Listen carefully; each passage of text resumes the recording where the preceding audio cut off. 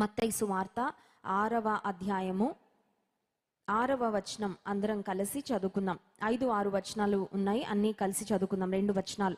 మత్తయి సువార్త 6వ అధ్యాయము 5-6 వచనాలు. మరియు మీరు ప్రార్థన చేయునప్పుడు వేషధారుల వలె ఉండవద్దు, మనుషులకు కనబడవలనని సమాజ మందిరములలోను వీధుల మూలలోను నిలిచి ప్రార్థన చేయుట వారికి ఇష్టం. వారు తమ ఫలము పొంది ఉన్నారని నిశ్చయముగా మీతో చెప్పుచున్నాను.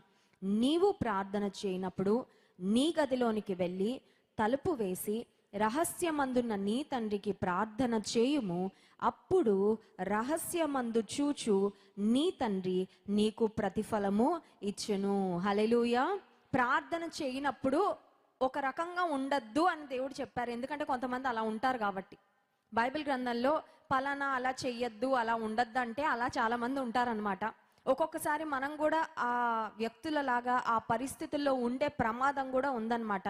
అందుకే దేవుడు అన్నాడు, మీరు ప్రార్థన చేయనప్పుడు వేషధారుల వలె ఉండద్దు. వేషధారణ అంటే ఏంటండి మనకు తెలుసు కదా, పైకి ఒకలాగా లోపలికి ఒకలా. కొంతమంది ప్రార్థన చేస్తారంట, ప్రార్థనలో వేషధారణ కలిగి ఉండడం అంటే ఏంటి?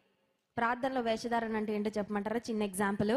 మన శత్రువుని మన పక్కనే ఉన్నారనుకోండి, వాళ్ళని దీవించు అని బయటకు ప్రార్థన చేస్తారు, కానీ మనసులో మాత్రం అబ్బో వాళ్ళకి వద్దు ప్రభు, ఆశీర్వాదాలు వద్దు, దీవెనలు వద్దు, వాళ్ళు నన్ను అంత బాధ పెట్టారు, ఇంత బాధ పెట్టారు, వాళ్ళు క్షీణించిపోవాలి కానీ వారు మాత్రం వర్ధిల్లకూడదు. కానీ పక్కన ఉన్నారు కాబట్టి. సే ఫర్ ఎగ్జాంపుల్, ఒకవేళ కోడళ్ళు